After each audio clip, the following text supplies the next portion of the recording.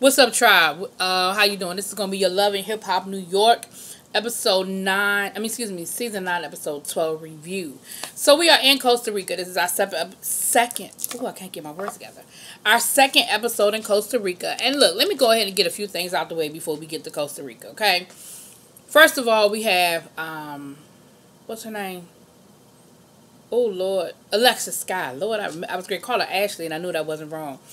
Alexis Sky. She had the DNA test with Solo Lucci. He ain't the baby daddy. They agreed that they wouldn't go on social media and talk shit about each other anymore. Boom, got that out the way. Rich Dollars in his situation with Miracle, the mother of his daughter, and Ashley. Okay, so here we go. Basically, Miracle ass is in trouble because she feels like she feels like her lawyer, and you know, I hate to say it because I feel like public defenders get a bad rap. Public defenders aren't bad lawyers. They're overworked, they're underpaid, they're not given the same resources. So it makes it look like, or seem like, that public defenders are not adequate, or are not good lawyers, and that's just not the case. But with that being said, her Miracle feels like she's not really getting the best defense, because she says she's got a lot of proof, she's got pictures, she's got text messages that support the fact that she was a battered wife, and therefore that should be enough of a defense. I don't know enough about her case to make an opinion one way or another, but just being a battered wife doesn't automatically get you off. It really depends on that specific situation and what happened and how it went down. However, it's definitely worth the conversation to say, hey, I've got pictures of the times when he, you know, whooped my ass, or text messages of him threatening me and stuff like that. So, you know, Rich is like, okay, so he's like, first of all, I haven't been able to get your ass on the phone, so what's going on? And she's talking about, I got bigger fish to fry, and she's talking about her lawyer, whatever. But my thing is, Rich told your ass when he was down there that he would get you a lawyer. So why you? I don't understand people who shoot, what did they say, cut your nose off to spite your face. I understand pride, and I understand people not wanting to ask for help. But there's a certain point where you have to say, look, if I don't get help, my ass going to be in jail. So I need to ask for help and get the resources from wherever and however I can get it from. Rich ain't no, like, he's letting you know he'll help you. And I ain't heard the word loan. I ain't heard the word how you gonna pay me back. Like, I haven't heard any of that come out of his mouth. All I've heard come out of his mouth is, we gotta do what we gotta do to keep your ass out of jail. How can I help? You know, so she said the lawyer gonna be $16,000. He was like, all right, I'm about to send you $8,000, because I'm sure the retainer, that's probably what the retainer is. He was like, but again, why are we doing this at the last minute? Like, this is crazy.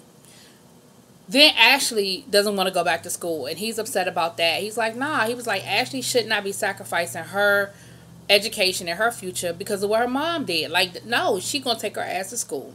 So he ends up flying her to New York because he wants to talk to her.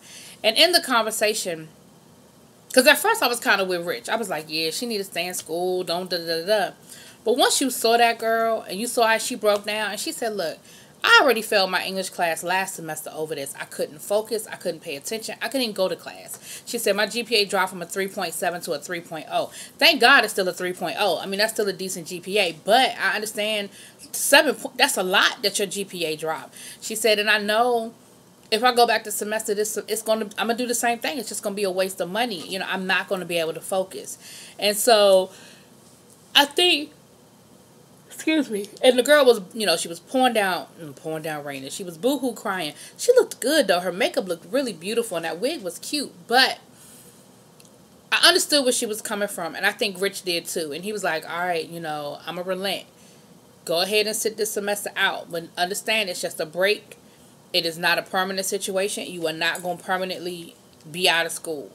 So that's what happened back in New York. So let's get to Costa Rica. All right, we start off. Juju invited everybody to a family breakfast. So everybody showed up except for Yandy and Kimbella. Safari shows up being irritating as fuck. And he makes a couple of rude comments at Juju or whatever. And Juju was like, see, this is what I'm talking about. Like, I don't know what his problem is. You know, he's real mad disrespectful. And then they ask him about, did he snitch on the dudes that stole his jewelry? And let me tell y'all something. I'll be so sick of this whole no snitching thing. So First of all, he didn't snitch. The dudes got caught because they were dumb robbers. But even if he did snitch, he got robbed. And he ain't supposed to tell the police who did it so he can get his shit back. Because the code of the street say I shouldn't snitch. Even when I'm the one that's the victim. I don't understand that mindset. Maybe because maybe I just ain't hood enough. I don't know. But I understand the whole no snitching thing. You know, I'm not saying I agree with it. But I understand it when it's not your business and you just happen to see something. You're like, oh, I'm staying out of it. But when you the victim, you ain't supposed to want to get your shit. Okay. Anyway, but they found out that he didn't snitch. Because Mano was like, yeah, because, you know, I was wondering about that. You snitched on them dudes. I don't see what the problem was if he did. But anyway, he didn't. Juju so Kimbella ends up coming down to breakfast. She's late or whatever. But Juju has a conversation with Kimbella again about the whole Yandy thing, saying, look, you said it wasn't going to be no drama. I don't want it to be no drama. Are we still good? Is everything still good? Kimbella is like, I'm fine. Like, I'm really not, you know, I'm really not trying to have no beef with her. Like, I can sit, you know, we can sit at breakfast together and have breakfast and it not be an issue. But Yandy is MIA the whole day. Yandy ain't fool with them all day long. Because Yandy really, I guess because maybe I'm not a mother, okay? I didn't take it as Kimbella talked about her child. But then this episode, I heard where Yandy was coming from a little bit more. Yandy was like, look, as far as I'm concerned, all that Affinity is my child. So if you're saying that you feel like I just did it for clout and that, this, that, and the other, I took it as you questioning me as a parent. And I see that, but I don't know. Like I said, maybe I have to be a parent to understand the reaction. Because I don't. But I accept the fact that I'm not a parent. And so I don't understand that. I don't understand it, you know. But we'll get to them later. So the guys go surfing. And they really do more talking than surfing. Mano explains to them about the whole song situation and how he didn't know that was, and then he gonna say in one sentence, well, I didn't really know music was her passion. They really need to clarify what they mean by what they say, because what you're saying is you didn't know rapping was her passion, because she was like, you know, she want to get on the song, but I ain't never heard her rap before, you know, whatever. And so Joe was like, well, you ain't have any idea that she wanted to do music? And he was like, well, no, when I met her, you know, she had a song on YouTube. It had over a million hits and this, that, and the other. Then you knew she wanted to do music. Clarify and say rap versus singing. Because all of it's music. And then Joe was saying, you know, saying the same way she don't understand, you know, that, you know, you got to be serious about it. You can't just play around with this whole music thing, whatever. Then Safari, they were talking to him about the Juju thing. Like, why were you being so nasty to Juju? You know, she been there for you. You got robbed when you were going through other stuff. She had your back. She was there for you to support you. And you just being real disrespectful. So Safari was like, yeah, you know, I'm going to talk to her. Whatever. That was the extent of that conversation.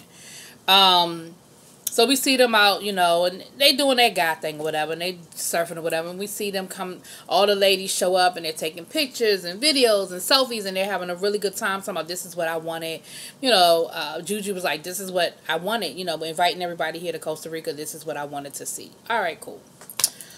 So, we see Remy, oh, I forgot one more little situation. Remy and Papoose are back in New York, getting ready for the Golden Child. It's less than 2 weeks away. She's already started dilating. And Joe calls to say, hey, I think I'm ready. When I get home, I want to go to some jewelers. Y'all take me around to some spots. I think I'm ready to pop the question. So, of course, everybody's happy about that. And it's all good. It's all love, blah, blah, blah. Okay, cool. Now, here's where shit got a little interesting. Kimbella, I'm just going to cut through the bullshit. They were having drinks. They invited Yandy down. Yandy saw Kimbella there. She turned around and was like, nope, not doing it. So Kimbella was like, look, let me go talk to her because we just need to go ahead and resolve this. I don't understand what the problem is. I don't understand why this is dragging on like it is. But let me just clear the air. It's ridiculous. So Yandy shows up. Kimbella shows up. Now, Yandy says, look, I really don't want to do this. But then she opens the door and let Kimbella come in. So here's what the shit break down to, okay? This is what I understand the whole situation to be. it's so many things I want to say. I don't know how to quite say it. Okay. I'm going to just start with the argument, and then I'm going to give my little 2 cents. Okay, so the argument goes like this. Kimbella was like, what's going on, Yandy? Like, what's real? Like, what's the deal? And Yandy was like, look, you're talking about my kids, and I got a problem. And Kimbella was like, I didn't talk about your kids. Yandy said, you didn't say to Mariah Lynn that I was just doing all this for clout, that I was just fostering affinity for clout or whatever. Kimbella was like, look, what I said was, I hope it's not for clout, because I do question your motives, because I know how you are. Yandy was like, what are you talking about? What do you mean? She was like, why would I do it for clout? What are you talking about?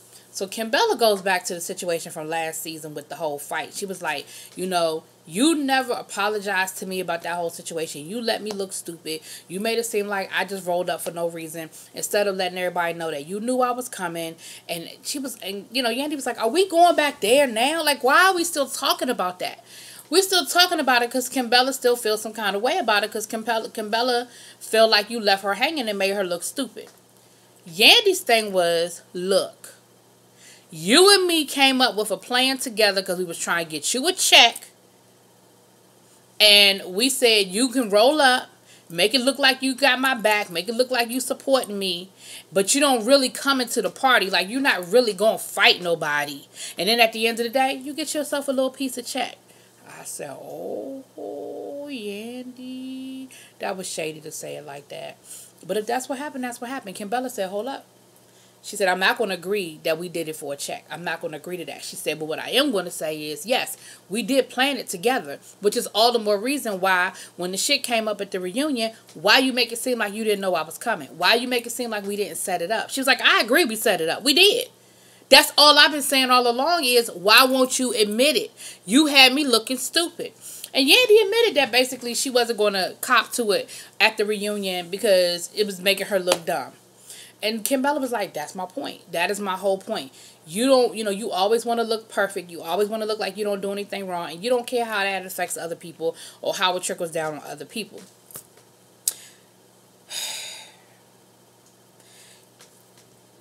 I see both sides of the whole situation, because Kimbella's piece was, at no point did you ever try to have a conversation with me or clear the air away from the cameras. And if we were supposed to be such good friends, why did it always have to be a situation where the cameras had to be around? And why couldn't you have just said, you know what, we did set that up, and Kimbella wasn't wrong. And I think that's all Kimbella wanted, was the apology and the acknowledgement that she wasn't just some old crazy chick running around ready to fight people. But Yandy admitted that she wasn't going. She was like, you got me looking dumb at the reunion, so no, I wasn't going to cop to it. So they got to arguing again and calling each other out their name and all of that. So then Kimbella was like, well, you blaming me, saying that I'm the reason why you and Jewels don't work together anymore.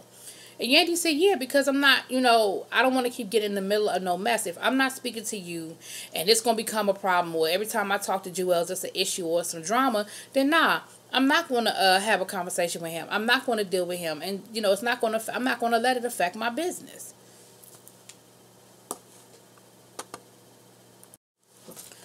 So basically what it seems to me is that, and I will say this, at the beginning of the season, it did seem like Yandy tried to have a conversation with Kimbella, and Kimbella didn't want to have a conversation. But Kimbella's thing is, only time Yandy want to have a conversation is when his camera's around. Like, she doesn't contact me. She didn't reach out to me at no point in time until my birthday, and then she put it all over Instagram like me and her was still cool, and we hadn't even spoke.